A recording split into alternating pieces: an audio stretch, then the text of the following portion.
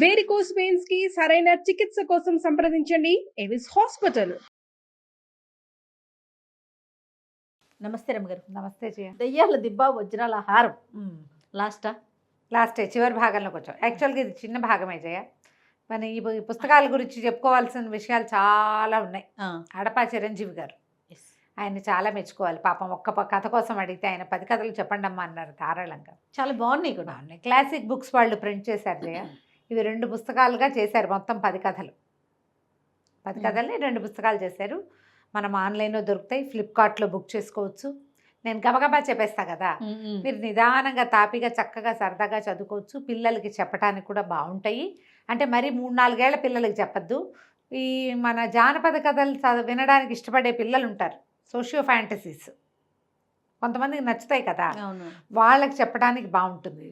భైరవ లాంటి సినిమాలని ఇష్టపడే పిల్లలకి ఈ కథలు చాలా బాగుంటాయి.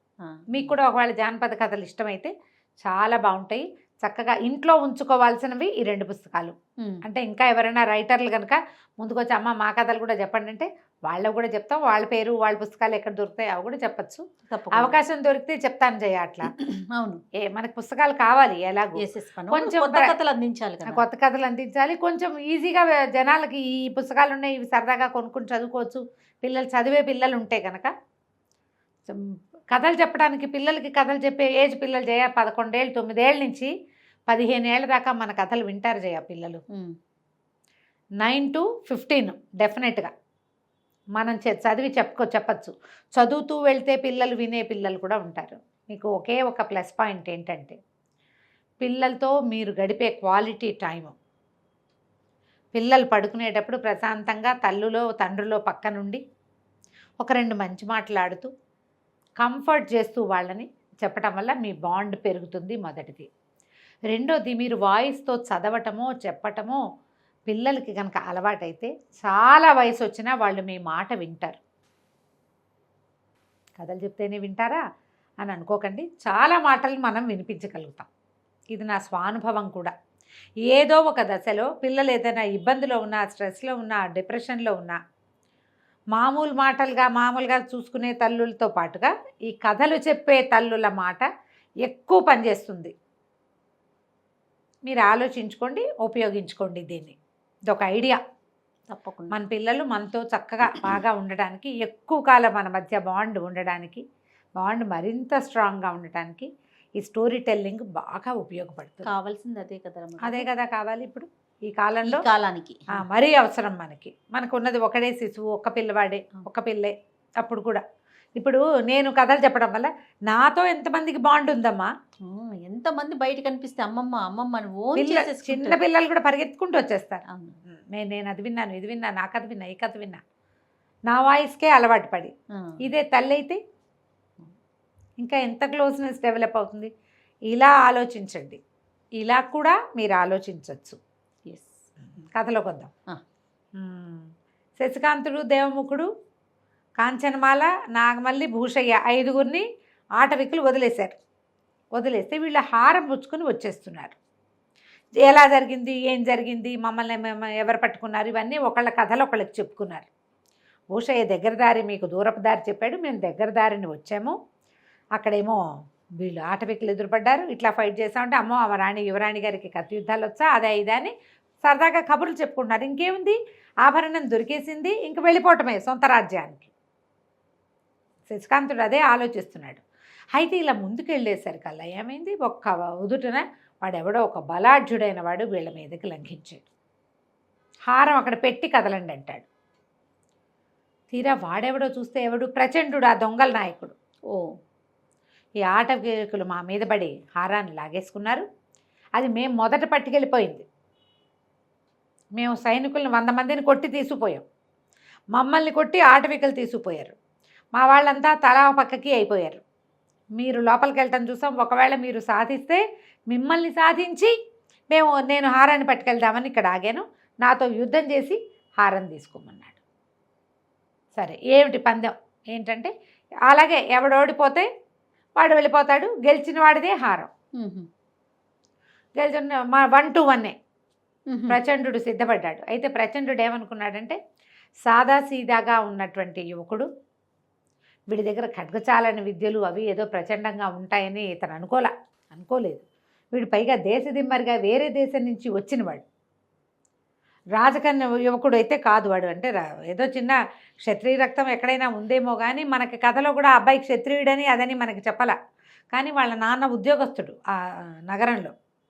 ఇద్దరు యుద్ధం మొదలుపెట్టారు. ఎంత బాగా యుద్ధం చేశాడో శశికాంతుడు. ఎందుకంటే అబ్బాయి ముందు నుంచి ఖడ్గ విద్య నేర్చుకుని ఉన్నాడు. ఇప్పుడు ఒకడు నేను ఇంత పని చేస్తాను, ఆ ఊరు నుంచి వేరే దేశం నుంచి ఒక పక్షిని వెతుకుతూ అది హారాన్ని వెతుకుతూ వచ్చాడంటే వాడికి ఏదో ఒక దమ్మో దిలాసావో ఉండాలిగా. ఏ ధైర్యంతో వచ్చాడు? తన ఖడ్గ విద్యనే నమ్ముకుని వచ్చాడు అతను. అవును, అవసరమైతే నేను యుద్ధం కూడా చేయగలను. కాకపోతే ఈ కథల్లో ఇట్లా చూపిస్తారు కానీ ఈ ఖడ్గ విద్యలు కరాటేలు అవన్నీను బై ప్రాక్టీసే పెరుగుతాయి జయ. చాలా రోజులు ఆ పని చేయకపోతే వాళ్ళకి అంత చురుగ్గా ఉండదు. కుర్రాడు కాబట్టి చురుగ్గా ఉన్నాడేమో. వీళ్ళు ఏం చేస్తున్నారు ఈ మధ్య అంతా? గుర్రాలు వేసుకున్నాడు, తిరుగుతున్నారు అంతే. ఇతను ఇప్పటిదాకా ఈ అబ్బాయి ఫైట్ చేసిన సీనే లేదు. ఒకటే ఫస్ట్ సీను ఆటవికలతోటి ఫైట్ చేసింది. ఈ ప్రచండు ఇతను విపరీతంగా కొట్టుకున్నారు. చివరికి శశికాంతుడి చేతిలో కత్తి ప్రచండు చేతిలో కత్తిని ఎగరగొట్టేసింది. కత్తి ఎగిరి ఎక్కడో పడిపోగానే ప్రచండు నోరు మూసుకొని నుంచున్నాడు. తీసుపో, నువ్వు గెలిచావు కాబట్టి. ధర్మం ఉంది, ఆటవికుల దగ్గర కూడా ధర్మాలు ఉన్నాయి. అదే సరే వదిలేశాడు. నేను ఎంతో ఆశ పెట్టుకున్నాను, ఈ గుంటనక్క భూషయ్యని మాత్రం నాకు ఇచ్చేసేయి. వీడు మమ్మల్ని మోసం చేశాడు, నేను తీసుకొచ్చేసాడు, నీకేమో దారి చెప్పాడు, యువరాణిని వెంట పెట్టుకొచ్చాడంటే ఇతను ఏమన్నాడంటే నన్నేమైనా చేస్తేనే నువ్వు భూషయ్యని పట్టుకెళ్ళగలవు. భూషయ్యకే చెప్పాను నీ ప్రాణానికి నా ప్రాణం అడ్డని. ఇప్పుడు వాణ్ణి నీకు ఇచ్చేస్తే ఎలా కుదురుతుంది? నేను ఆ మాట చెప్పి ఈ వస్తువు ఎక్కడుందో కనుక్కున్నాను. నేను తీసుకెళ్ళి యువరానికి అప్పచెప్పాను. నేనుండగా భూషయ్యని ముట్టుకోవడానికి వీల్లేదు. భూషయ్యని ఇవ్వను, హారాన్ని ఇవ్వను. నేను గెలిస్తే భూషయ్య నావాడే, హారము నాదేనన్నాడు. ఇప్పుడు గెలిచాక ఇక పళ్ళు పిండుకుంటూ ప్రచండు ఇంకేమీ చేయలేక వెనక్కి వెళ్ళిపోయాడు. ఈ హారాన్ని పట్టుకుని వచ్చేసారు. భూషయ్యని అతని ఇంట్లో వదిలిపెట్టారు. రాకుమార్తెని ఆమె చెలికత్తెని రాజ్యంలో వదిలిపెట్టి లోపలికి వెళ్ళిపోయారు. లోపలికి వెళ్ళిన తర్వాత ఆడందరూ మాట్లాడుకున్నాక చెప్పింది అమ్మ, ఇతనే నా ప్రాణాలు రక్షించాడు, అడవిలో పులిబారి నుంచి రక్షించాడు అని చెప్తే తండ్రి అన్నాడు అలాగేనమ్మా ఇతన్నే వివాహం చేసుకుందు కానీ నువ్వు ఒప్పుకున్నాడు. మన శశికాంత్ అన్నాడు నన్ను మా రాజ్యానికి వెళ్ళనివ్వండి, నేను ఈ హారాన్ని సమర్పించి వచ్చిన తర్వాత అప్పుడు నేను రాజకుమార్తెని వివాహం చేసుకుంటానంటే బోళ్ళంతా గుర్రాలని వాటిని ఇచ్చారు బై వెళ్ళటానికి. వీళ్ళ రాజ్యం దాకా మరి ఇంత ప్రయాణం చేయాలిగా. ఈ కదంబ రాజ్యము దీన్ని దాటాలి, మహేంద్ర నగరాన్ని దాటి వెనక్కి వెళ్ళాలి. రాజ్యంలోకి వెళ్ళారు. వెళ్ళి రాజుగారికి కలుసుకున్నారు. సభలో అందరూ ఉండగానే ఈ దేవముఖుడు తల్లి వాళ్ళు కూడా వచ్చారు. ఇతని తల్లి దేవముఖుడు తల్లిని కూడా తీసుకుని వెళ్ళిపోయారు. వెళ్ళిపోయి దట్టిలోంచి హారాన్ని తీసి చూపించారు. ఇదిగో మీ హారం అనేసరికల్లా రాణిగారు ఎంత సంతోషించింది. ప్రజలందరూ ఆశ్చర్యపోయారు. పక్షిరాజు తీసుకెళ్ళిన హారం ఇదే. పథకం పెట్టాడు కంసాలి, దీనికి ఒక పథకం చేయించింది కదా కాంచన్మాల, పథకం తీసేసుకున్నారు. తీయించి అమ్మాయి పెట్టుకుంది.